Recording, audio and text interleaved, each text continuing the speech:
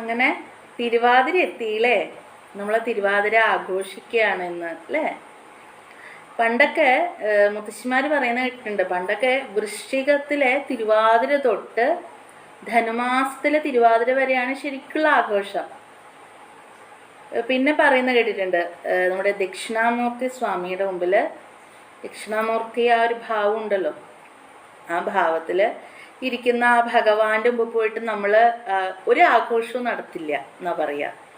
എന്താന്ന് വെച്ച് കഴിഞ്ഞാൽ സതീദേവി മരണപ്പെട്ടിട്ട് അല്ലെ, ദേഹത്യാഗം ചെയ്തു അമ്മ അല്ലെ, ആ സമയത്ത് എന്താ ഭഗവാൻ ആ രീതിയിൽ തന്നെ എന്താ ആ രീതിയിൽ ഇരിക്കുകയാണ്, ആ ഒരു വിഷമത്തിൽ ഇരിക്കുന്ന രീതിയിലാണ് ആരിയ്ക്കുന്നത്, ദക്ഷിണാമൂർത്തി ഇരിക്കുന്നത്, സമാധിയായ ആ രീതിയിലാണ് ഇരിക്കുന്നത്. അതുകൊണ്ട് തന്നെ എന്താ ഒരു ആഘോഷവും നമ്മൾ ഭഗവാന്റെ മുമ്പിൽ, ദക്ഷിണാമൂർത്തിയുടെ മുമ്പിൽ ചെയ്യില്ല. അങ്ങനെയും പറഞ്ഞ് കേട്ടിട്ടുണ്ട്.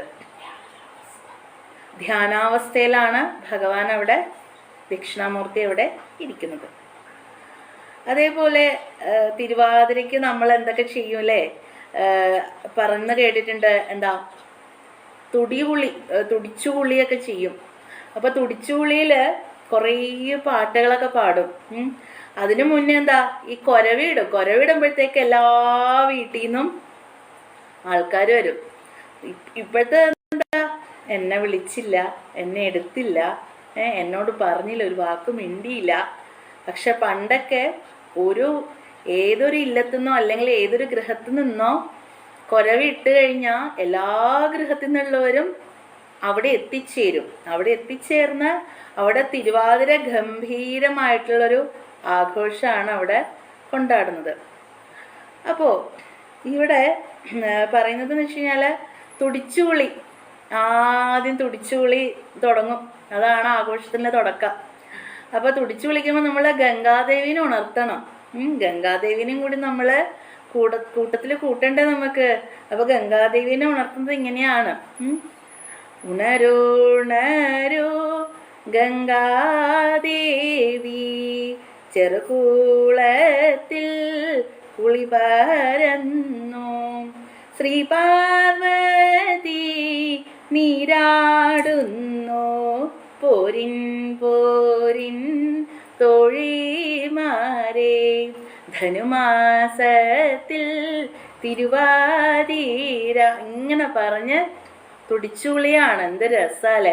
എല്ലാവരും വട്ടത്തിൽ നിന്നിട്ട് തുടിച്ചുളിയാ, ഇങ്ങനെ തുടിച്ചു വിളിക്കും.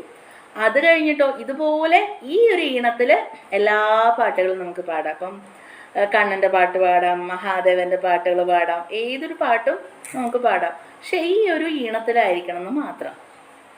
അത് കഴിഞ്ഞിട്ട് മലര് വറക്കുന്ന വെച്ച് കഴിഞ്ഞാൽ വെള്ളത്തിൽ ഇങ്ങനെ ഭയങ്കരമായിട്ട് സ്പീഡിൽ നമ്മൾ ഇങ്ങനെ കൊട്ടും. അതിങ്ങനെ വട്ടത്തിൽ നിന്നിട്ട് എല്ലാവരും കൂടി കൊട്ടും ഈ വെള്ളത്തിൽ ഇങ്ങനെ കൈയിട്ടിട്ട്. അപ്പൊ ഇങ്ങനെ എന്താ മലര് വരുന്നത് പോലെ ഇങ്ങനെ ഗുളു ഗുളു ഗുളു എന്ന് പറഞ്ഞിട്ട് വരും വെള്ളത്തില്. അപ്പൊ അതാണ് മലര് വറക്കുക എന്ന് പറയണത്.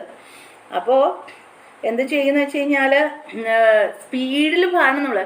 അഞ്ജന ശ്രീധരാചാരുമൂർത്തേ കൃഷ്ണാഞ്ജലി ഗോപിഞ്ഞ വണങ്ങിയിടുന്നേ, ഇങ്ങനെ സ്പീഡിൽ വേണം നമ്മൾ ഓരോ പാട്ട് പാടാൻ. മറ്റേതെന്താ ശരിക്കും ഇതിന്റെ ഈണെന്താ, അഞ്ജന ശ്രീധര എന്ന് പറഞ്ഞിട്ട് മെല്ലെയാണ് തുടങ്ങുന്നത് അല്ലേ. പക്ഷെ മലര് വറക്കുമ്പോൾ എന്താ ഭയങ്കര സ്പീഡിലായിരിക്കണം. നമ്മൾ അതുപോലെ സ്പീഡിലല്ലേ ചെയ്യുന്നത് മലര് വറക്കുന്നത്.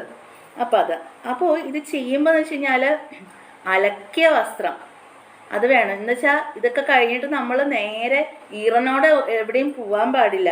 അവിടെ തന്നെ വസ്ത്രം മാറി അങ്ങനെ വേണം ചെയ്യാനായിട്ടെന്ന് പറഞ്ഞ് കേട്ടിട്ടുണ്ട്. മുത്തശ്ശിമാരൊക്കെ പറഞ്ഞ അറിവാട്ടോ എനിക്ക്.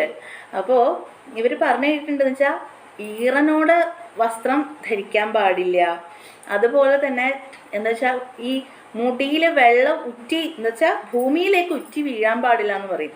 ഈ ഭൂമിയിലേക്ക് ഉറ്റി വീഴാൻ പാടില്ല എന്ന് പറഞ്ഞു കഴിഞ്ഞാൽ ശരിക്കും ഒരു സ്ത്രീയുടെ കണ്ണീര് വീണ് കഴിഞ്ഞാൽ, ഒരു ഭൂമിയിലേക്ക് ഒരു കുടുംബത്തിൽ വീണ് കഴിഞ്ഞാൽ അവിടെ ആ കുടുംബം നശിച്ചു പോകുന്ന പറയുക. എന്ന് വെച്ച് കഴിഞ്ഞാൽ അത്രയും സങ്കടത്തിലാണ് ആ സ്ത്രീയുടെ കണ്ണീര് വീഴുന്നുണ്ടെങ്കിൽ അത് അങ്ങനെ പറയുന്നേക്കാം. അതുപോലെ തന്നെയാണ് പ്രാധാന്യമാണ് ഈ മുടിയിലെ വെള്ളം. ഈ മുടിയിലെ വെള്ളം ഉറ്റി താഴത്തോട്ട് വീണ് കഴിഞ്ഞാൽ, ഭൂമിയിലേക്ക് വീണ് കഴിഞ്ഞാൽ അവിടെയും അതുപോലെ തന്നെ പ്രശ്നം ഉണ്ടാകുന്നതാണ് പറഞ്ഞ് കേട്ടിട്ടുള്ളത്. അതേപോലെ തന്നെ ഇത് തിരുവാതിരയ്ക്ക് മാത്രമല്ല, എപ്പോഴും നമ്മൾ ശ്രദ്ധിക്കേണ്ട കാര്യമാണ്.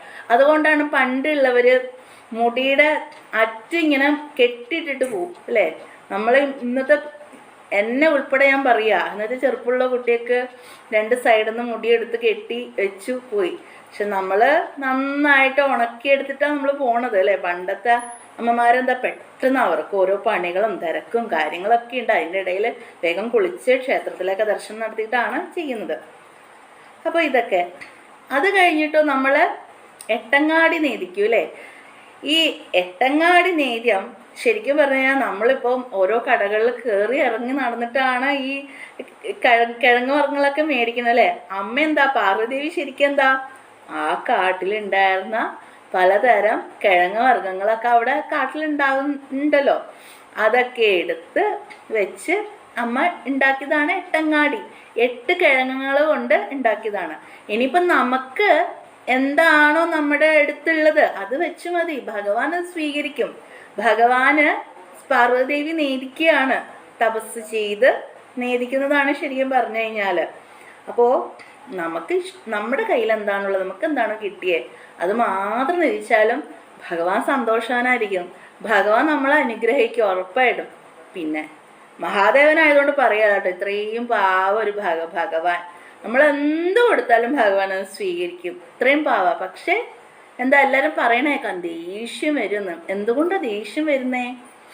നമ്മളെ ഒരാൾ സങ്കടപ്പെടുത്തി അല്ലേ, ഭഗവാന്റെ ഒരു ഭക്തനെ സങ്കടപ്പെടുത്തി കഴിഞ്ഞാൽ എന്താ അല്ലേ, ഇപ്പം നമ്മളെ ഒരാൾ സങ്കടപ്പെടുത്തി കഴിഞ്ഞാൽ നമ്മുടെ വീട്ടിലൊരാൾക്ക് വിഷമാവില്ലേ. അതേപോലെ തന്നെയാ ഭഗവാൻ അത് ദേഷ്യമായിട്ടാണ് വരുന്നത്, അത്രേ ഉള്ളൂ. അതേപോലെ തന്നെ ഇതിൽ നമ്മളെ തിരുവാതിരയ്ക്ക് മാത്രം പാടുന്ന ഒരു പാട്ടാണ് മംഗലാതിര അല്ലേ. എല്ലാവരും കേട്ടിട്ടുണ്ടാവും, എല്ലാവർക്കും അറിയാം അല്ലേ. അപ്പം അതിൽ പറയുന്നതെന്ന് വെച്ച് കഴിഞ്ഞാൽ പാർവതി ദേവിയുടെ ഏറ്റവും വലിയൊരു ഭക്തിയുണ്ട്. അപ്പോൾ ആ ഭക്തി എന്താ, പണ്ട് മുതലേ എല്ലാ തിരുവാതിരയും എല്ലാ സകല വ്രതവും എടുത്തു വന്നിട്ട് എന്തായി, അത്രയും പ്രിയപ്പെട്ട ഭക്തിയാണ് പാർവതി ദേവിക്ക്. എന്തായി, ആ ഭർത്താവ് മരണപ്പെട്ടു. അപ്പം എന്തു പറഞ്ഞു, ഞാൻ അവളെ ഇരിക്കുന്നത് പോലെ ഞാൻ ഈറനോട് ഇരിക്കും, ഞാൻ അവള് മുടി അഴിച്ചിട്ട് ഞാനും അഴിച്ചിടും. പാർവതിദേവിയെ പറയണേ, ഒരു ഭക്തയ്ക്ക് വേണ്ടി ഭഗവാനോട് പറയാണ്, ഞാൻ ഇനി അങ്ങയുടെ കൂടെ ഇരിക്കില്ല. എൻ്റെ തോഴിക്ക്, എൻ്റെ തോഴി എന്നാ പറയണ അവിടെ, എൻ്റെ തോഴിക്ക് ഒന്നും ചെയ്യാൻ പറ്റില്ല, അതുകൊണ്ട് ഞാനും ചെയ്യില്ല. അങ്ങനെ ആ പാർവതിദേവിയുടെ എന്താ വാശിയില്ല, അല്ലെങ്കിൽ ആ സ്നേഹം അല്ലെ, ആ ഒരു ഭക്തിയോടുള്ള സ്നേഹം എന്താ, കൂട്ടുകാരിയോടുള്ളൊരു സ്നേഹമാണ്. എൻ്റെ കൂട്ടുകാരിക്ക് ഒന്നും പറ്റില്ല, അതുകൊണ്ട് എനിക്കും ഒന്നും വേണ്ട. അങ്ങനെ എന്താ ചെയ്തത്, ഇലന് മേലെ ദശപുഷ്പം വെച്ചിട്ട് എന്ത് ചെയ്തു, കൊന്നയുടെ ഇല കൊണ്ട് മൂടിയിട്ട്, കണിക്കൊന്നയുടെ ഇല കൊണ്ട് മൂടിയിട്ടാണ് കൊണ്ടുവരുന്നത്. അതാണ് ഈ മംഗലാതിര. അതുകൊണ്ടാണ് എന്താ, വിവാഹ സമയങ്ങളിൽ, വിവാഹ വേളയിൽ അതുപോലെ നല്ല നല്ല കർമ്മം ആ ഒരു നല്ലൊരു ഇതിലൊക്കെ ചെയ്യാൻ പാടില്ല എന്ന് പറയണത്. അതേപോലെ അതാണ് ഈറനായിട്ടുള്ളത് ഉടുക്കാൻ പാടില്ല എന്നൊക്കെ പറയും. നമ്മൾ തിരുവാതിര ആയാലും എന്താണെങ്കിലും നമ്മൾ ഈറനായിട്ട് ഒന്നും ചെയ്യരുതെന്ന് പറയും. തിരുവാതിരയുടെ ആ സമയത്ത് കൂടി അല്ലെങ്കിൽ അലക്കി തേച്ചത് അലക്കി ഇതാക്കിയിട്ട് എടുക്കുക, അല്ലെങ്കിൽ നമ്മൾ തോർത്താണെങ്കിലും ഇണ ചേർന്ന തോർത്ത് വേണം എടുക്കാനെന്ന് പറയുന്നത് വെച്ച് കഴിഞ്ഞാൽ ഇപ്പം 4 തോർത്ത് കൂടിയിട്ടുള്ളതൊക്കെ ഉണ്ടാവും, നമുക്ക് കിട്ടും. അപ്പം അതൊക്കെ വെച്ചിട്ട് വേണം ഉടുത്ത് ഇത് ചെയ്യാനായിട്ട്. അതുപോലെ തന്നെ തളിയലെന്ത് വേണം, കൺമഷി വേണം, കുങ്കുമം വേണം, ചാന്ത് വേണം, ദശപുഷ്പം വെച്ചിട്ട് വേണം, അതുപോലെ അലക്കിയ വസ്ത്രം വെച്ചിട്ടുണ്ടാവണം, വാൽക്കണ്ണാടി ഉണ്ടാവണം, അഷ്ടമംഗല്യ തട്ട് എന്നാ പറയുക അതിന്. അപ്പോൾ ഈ കാര്യങ്ങളൊക്കെയാണ് നമുക്ക് മെയിനായിട്ട് നമ്മൾ ചെയ്യേണ്ടത് തിരുവാതിരയ്ക്ക്. പിന്നെ നമ്മൾ തിരുവാതിര കളിക്കുക അല്ലേ, ഭഗവാന്റെ കൂടെ ശ്രീ പാർവതിദേവി വന്ന് നമ്മുടെ കൂടെ ഇരുന്ന് കളിക്കുന്നുണ്ടാവും അല്ലേ. അത്രയും ആഘോഷിക്കുന്നതാണ് തിരുവാതിര അല്ലേ, സ്ത്രീകളുടെ ഏറ്റവും വലിയൊരു ഉത്സവം അല്ലേ.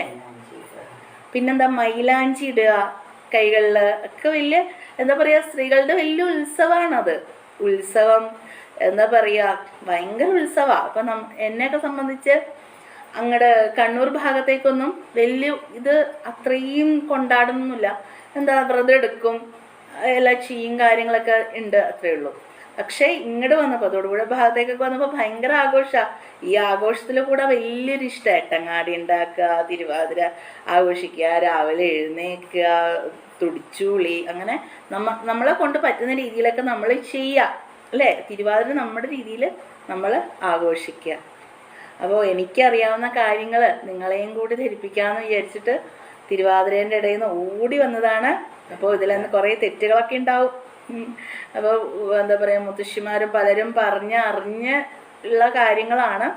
അപ്പോൾ എന്തെങ്കിലുമൊക്കെ തെറ്റുണ്ടെങ്കിൽ എല്ലാവരും എന്നോട് ക്ഷമിക്കുക. അതുപോലെ എല്ലാവർക്കും തിരുവാതിര ആശംസകൾ നേരുന്നു.